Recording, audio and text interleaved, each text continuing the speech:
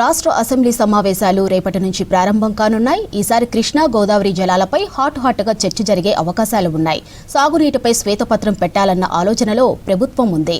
ఉమ్మడి ఏపీలో ఆ తర్వాత 12 ఏళ్లలో ఎప్పుడేం జరిగిందో లెక్కలతో బయటపెట్టేందుకు రెడీ అయింది. ఇక ప్రజా సమస్యలపై చర్చించేందుకు సిద్ధంగా ఉన్నామన్నారు ప్రభుత్వ పెద్దలు.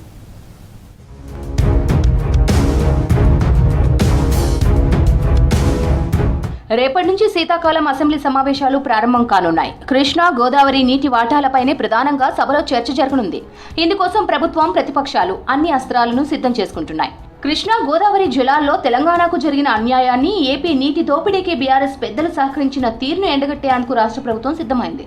సాగునీటిపై శ్వేతపత్రం పెట్టాలన్న ఆలోచనలో ఉంది. వైట్ పేపర్ పెట్టడం సాధ్యం కాకుంటే షార్ట్ డిస్కషన్ నోటీస్ కింద చర్చ చేపట్టాలని భావిస్తోంది.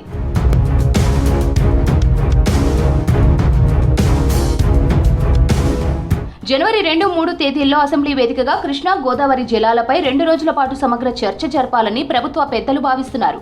అసెంబ్లీలో చర్చ కంటే ముందే జనవరి 1న ప్రజాభవన్లో మంత్రులు, ఎమ్మెల్యేలకు ఇరిగేషన్ మంత్రి ఉత్తమ్ పవర్ పాయింట్ ప్రెజెంటేషన్ ఇచ్చే అవకాశం ఉంది.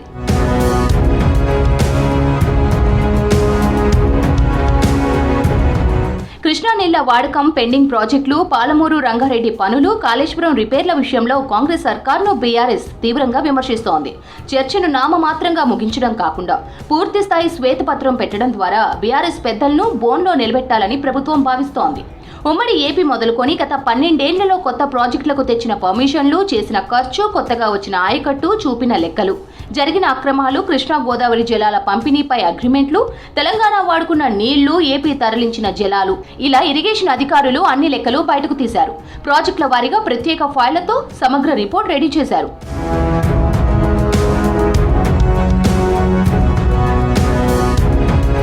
రేపటి నుంచి జరిగే అసెంబ్లీ సమావేశాలను హుందాగా నడపాలన్నదే లక్ష్యమన్నారు మంత్రి శ్రీధర్ బాబు.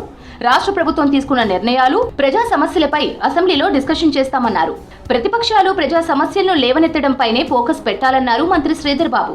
రేపటి నుంచి అసెంబ్లీ సమావేశాలున్నాయి. తప్పకుండా ప్రజలకు సంబంధించిన సమస్యలు, ప్రభుత్వం తీసుకున్న అనేక ప్రజా ప్రయోజనాలకు సంబంధించిన నిర్ణయాలు, అదేవిధంగా ప్రతిపక్షాలు లేవనెత్తే ప్రతి అంశంపై కూడా జవాబు చెప్పడం, జవాబుదారితనంతో మా ప్రభుత్వం ముందుకెళ్లే కార్యాచరణ తీసుకుంటుంది.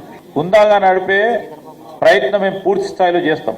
కానీ మాతో పాటు ప్రతిపక్షాలు కూడా అదే విధంగా హుందాగా ఉండాలి, హుందాగా మాట్లాడాలి, హుందాగా కార్యాచరణ తీసుకోవాలని వారికి కూడా వారి సహకారం కూడా అవసరం. మొదటి రోజు డిప్యూటీ స్పీకర్ ఎంపిక జరగనుంది. ఆ తర్వాత జరిగే బీఎస్సీ సమావేశంలో అసెంబ్లీ ఎన్ని రోజులు నిర్వహించాలనేది డిసైడ్ చేస్తారు.